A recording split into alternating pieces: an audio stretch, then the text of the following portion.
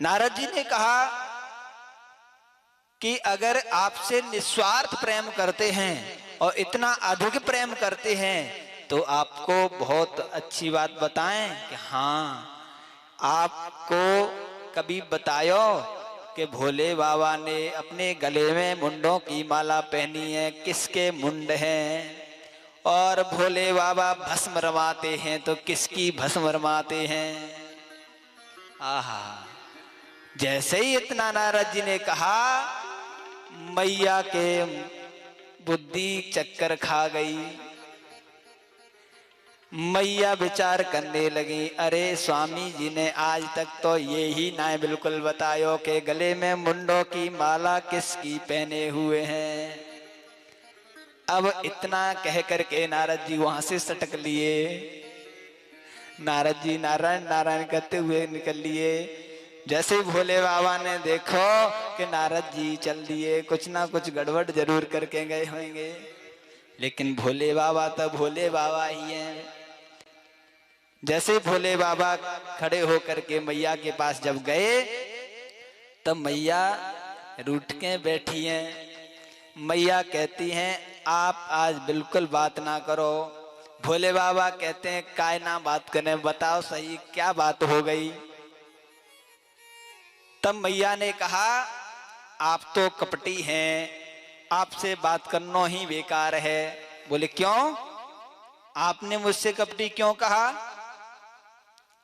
तब मैया कहती है, अरे तुम जो गले में अपने में पहनते हैं ना मुंडों की माला, ये किसके मुंडे आज तक कभी बताई आपने? बोले ना है। और जो भस्म लगाते हैं वो किसकी भस्म लगाते हैं आपने बताई कि ना है। तो फिर आप कपटी भय के ना है? बोले कपटी ना है। अब बताएं आपको कि हाँ, कि हम यो मुंडों की माला पहने ये आपके ही मुंडे, किसी और के मुंडे नहीं है। हाँ, इतना प्रेम करते हैं जो कि आपके मुंडों को लेकर के बार बार हम माला में पिनो लेते हैं और आपके मुंडों को आपकी निशानी बना करके पहन के रखते हैं। और भस्म किसकी? किसी और की नहीं, आपकी ही भस्म को रख करके उसी को लगाते हैं। और इतना कहा तो मैया और तिलमिला गई। मैया ने कहा, अब तो आप कपटी नहीं, आप तो महाकपटी हैं।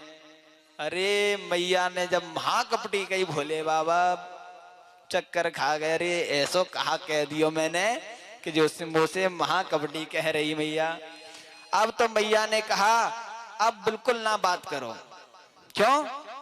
क्योंकि आपने जब इतने बार मुझे मरते हुए देख लिया और आप जीवित ही रहे, आपने ऐसी कौन सी जड़ी बूटी पी रखी है जो आप कभी मरते ही नहीं, मैं बार बार मरती रहती हूं, आप उस बूटी को मुझे क्यों नहीं पिला दिए हो? तब मैया की बात सुन के भोले बाबा के मन में विचार भयो कि ये तो अमर कथा को सुनना चाह रही हैं। परंतु भोले बाबा बेचारे सीधे साधे। भोले बाबा ने कहा कि मैंने अमर कथा को पान कर रखो है, यासों में अमर हो गयो। मैया ने कही, उस अमर कथा को मुझे क्यों नहीं सुना देते? अब तो वही अमर कथा मुझे सुननी है। हाँ, ध्यान दियो, ये मैया की जिद है। क्योंकि अगर घर में जिद हो जाए ना तो कोई भी ना टाल सके। अब भोले बाबा मैया पार्वती को लेकर के कैलाश पर्वत पे पहुंचे तो कैलाश पर्वत पर एक आसन बिछायो। आसन बिछायो भोले बाबा ने। भोले बाबा बैठ गए उस आसन पे। तब मैया से कहा कि आप कथा सुनियो, परंतु कथा सुनने की विधि होती है क्या?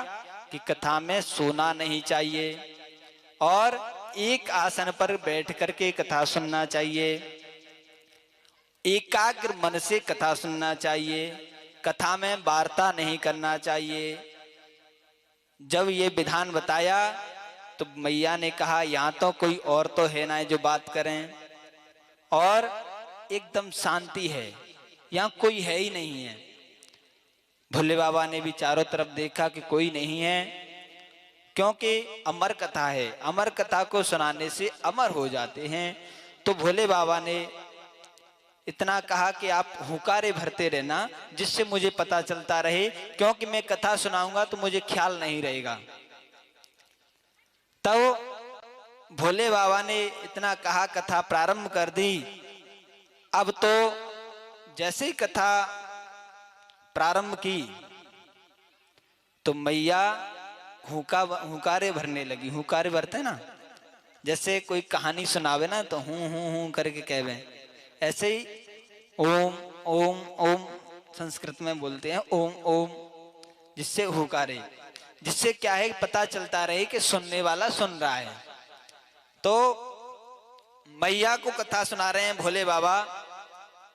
उसी क्षण वहां पर एक पंछी का अंडा पड़ा हुआ था। वह अंडे ने कथा सुनी तो प्रथम दिन की कथा सुनते ही अंडा फूट गया और उसमें से जीव प्रकट हो गया। और कथा मैया को सुनाते गए भोले बाबा, मैया हुंकारे भरते गईं। लेकिन जब मैया को निद्रा देवी सताने लगी तब मैया को नींद आ गई। जब नींद आ गई तो जो वो अंडे में से जो बच्चा निकला था, वह पंछी विचार करता है कि यदि मैया सो गई और सो करके हुकारे बंद हो गए तो भोले बाबा की कथा बंद हो जाएगी और मुझे कथा में आनंद आ रहा है, तो फिर क्या किया जाए। तो पंछी ने मैया की जैसी आवाज में हुकारे भरना चालू कर दिया। जैसे ही भोले बाबा ने पूरी कथा सुना दी और कथा जब तक कथा सुनाई तब तक हुकारे भरते रहे।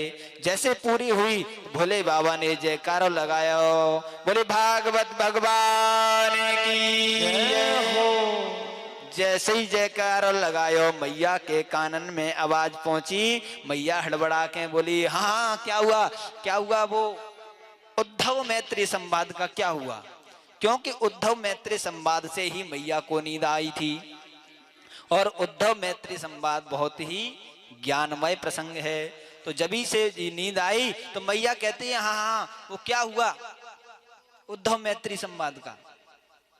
भोले बाबा विचार करते हैं, आप अभी उद्धव मैत्री संवाद पे ही हैं, क्यों कथा तो पूरी हो गई। तब भोले बाबा ने विचार किया कि इन्होंने अभी कथा नहीं सुनी है, कथा तो किसी और ने ही सुनी है, लेकिन वो कौन है। जब भोले बाबा ने खड़े होकर के देखा तो और तो कोई नहीं दिखा। जैसे पीछे मुड़ के देखा